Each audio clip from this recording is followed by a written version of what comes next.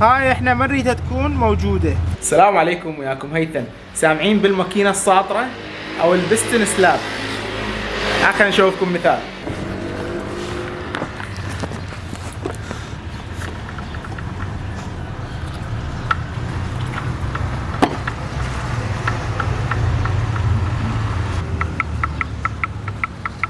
طبعا هاي مرات تكون انه بس رنجات وتحل المشكلة، او مرات رنجات وبستن وسلندر بلوكه مالته. فاحنا بهاي السيارة راح نبدل بس الرنجات واحتمال البساتر، لان احنا نريد نسوي فتشي باقل كلفة ممكنة.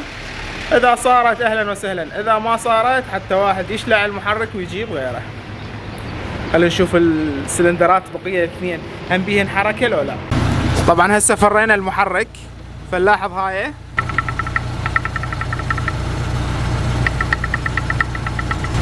طبعا اكو شغله هم مهمه اللي هي هنا البوشه. لاحظ اكو بيها خطوط صايره هيج وعكسها، هيج وعكسها. هاي من تكون الخطوط موجوده معناها انه هنا السلندر او هاي الخانه انه تعتبر زينه. اوكي.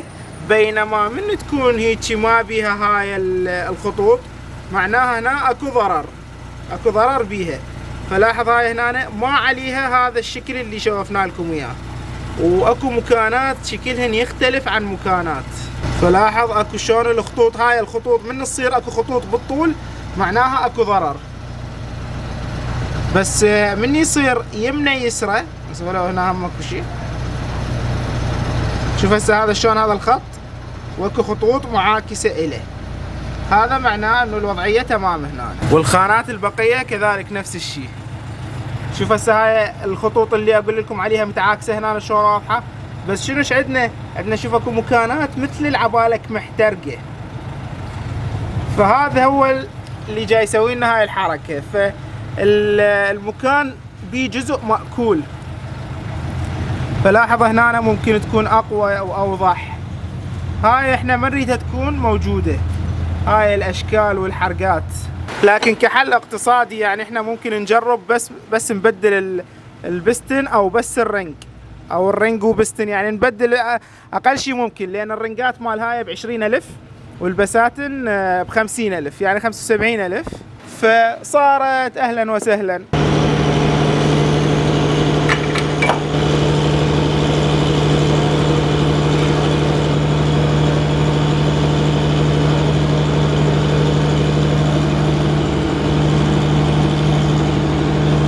لاحظ عزيزي هذا المكان شلون مأكول، فهو هذا اللي نقدر انه نخليه هو السبب. يعني الرنجات ما نقدر نقول انه بيها فد شيء. فلاحظ عزيزي هسه هذا مال غير خانه، هم اثار التآكل بيه كلش كبيره. فمن يصير بهاي الاثار هو راح يبدي يرقل ببطن السلندر. وحتى اليطاغات مثلا هسه هاي اللي هو اللي يسمونه هذا الجورنال بيرنج، هنا نشوف اكو هاي الخطوط العدله. احنا ابد ما نريد خطوط عدله ابد باي مكان داخل اجزاء المحرك اللي هي تفتر. فما دام اكو فد مكان عدل معناها اكو جزء جاي يتضرر هنا، اما ما يوصل زيت او فد شيء معين. لكن بصوره عامه ما يعتبر ضرر حيل عالي، لان بعدها محافظه على شكلها، بعدها ملسه. بس اي خط هيجي معناها اكو ضرر. وصلت الفكرة؟ ما نريد الخطوط العدلة هاي احنا ابدا. هذني البساتن مالتنا كليتهن.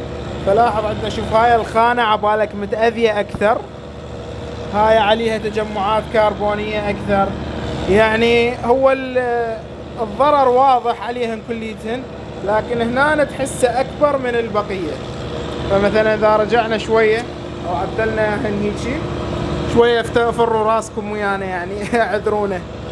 فلاحظ انه الفرق مالتهن شلون، خاصة هذا. شوف هسه هذا اقل، هذا يعني تقريبا نفس اقل من الوسط، هذا اكثر، الاصفاح اكثر من الوسط. لكن هذا حتى هذني منها طايرات. هسه هاي شغلة. بعد شدنا هسه نجي نشوف الرنجات، نشوف الفتحة مالتها ايش قد راح تكون. طبعا مو ننزلها هيجي، نجيب البستن ونخليه بالمقلوب،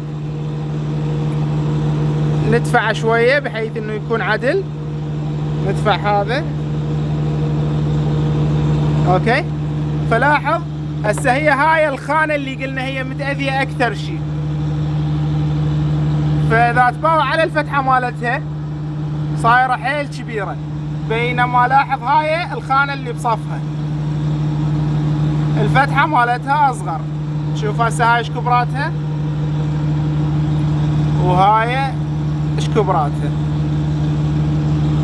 فيعني هي هاي الخانة اللي كانت متأذية اكثر. مثل ما قلنا احنا يعني نحاول انه تبديل رنقات وبساتن ونشوف هل يحل لنا السيارة او لا. لان احتمال اذا بدلنا البستن والرنج وهاي ما بدلناها يعني انه البلوكة مال السلندر هم ممكن يرجع يخربن ورا فترة قريبة. فلهذا السبب يقول لك التجفيت ناجح لو مو ناجح. لان انت مثلا من فتحت هذا لو هاي تقصها وتسوي سايز يعني مثلا 10-20، او هاي تبدلها وتبدل البستن والرنقات، ومرات حتى الكرنك تحتاج تبدله. وهذا كان كل اللي عندي، وشكرا في مان الله.